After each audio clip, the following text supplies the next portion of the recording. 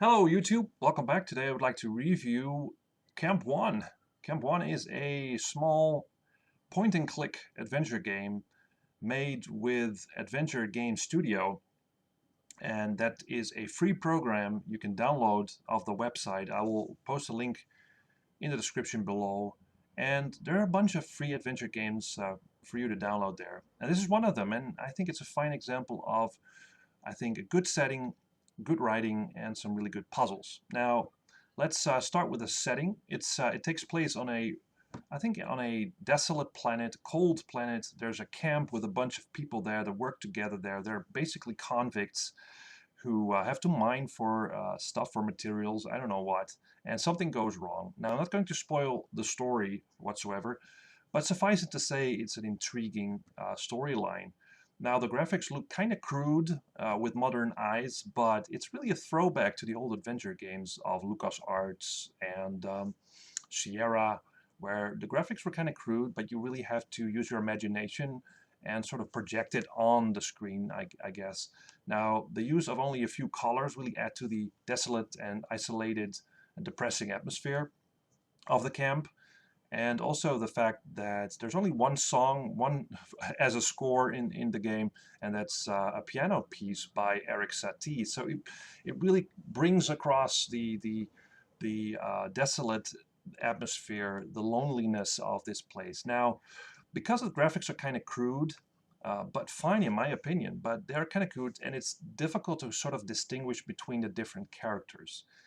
I think there are like four of them, and it would have helped if these characters were had voices. There's now a lot of dialogue going on, which is fine, but this game would have benefited from speech. But it's not there, but that's okay. The dialogue is really interesting, and it sort of fleshes out the characters as well. There are a lot of computers lying around. You get a lot of hints on the different personalities of the characters, which is really interesting. You can really delve into them and see what they're all about and what they think and what they do. Now, it's an adventure game, so there are puzzles in this game, and they start out easy enough. Right in the beginning, it's very easy. You'll be on your way in no time. But in the middle, things get a little harder. And if you're not really good in puzzles like I am, you'll get a bit frustrated here and there. And I had to resort to some walkthrough, some tips on the website. But I struggled through it, and it's really worth it. Some of the puzzles are kind of, you know, hard because not because they're hard in a way of that you don't know what you need to do, because that's basically clear all the time, but it's more where to get the stuff you need to do it. Now, for instance, there was this antenna you need to repair, and there was this fuse in the antenna box that was broken. Now you had to replace it with another one. Turns out there's another one in the refrigerator in one of the tents. But the problem here was that in the beginning of the game, I already tried the refrigerator and I couldn't interact with it. It said that there was a fuse there, but I couldn't take it. Now it turns out I had to go there again, interact with it again, and I then could actually take um, the fuse from the refrigerator and use it for the antenna. So there are a bunch of these puzzles that require you to interact with objects that before, that's what I'm trying to say, that before weren't, you weren't able to interact with. That's basically the point. So you just sort of wander around, where can I find this fuse, and what should I do? Where should I go?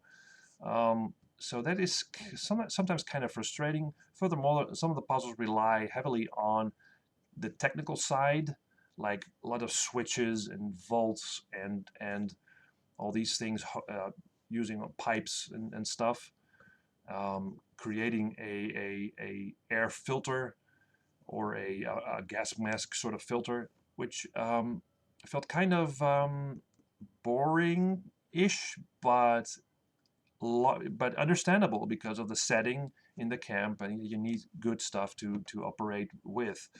Um, but still, I enjoyed the time that I spent with it. I think it will take you around 2 or 3 hours well, longer if you get stuck, of course. But to complete it, it's free of charge. Download it if you can, play it, or play any of the other adventure games that are available for the Adventure Game Studio website, I think. Well, so thanks for watching, and see you in the next video.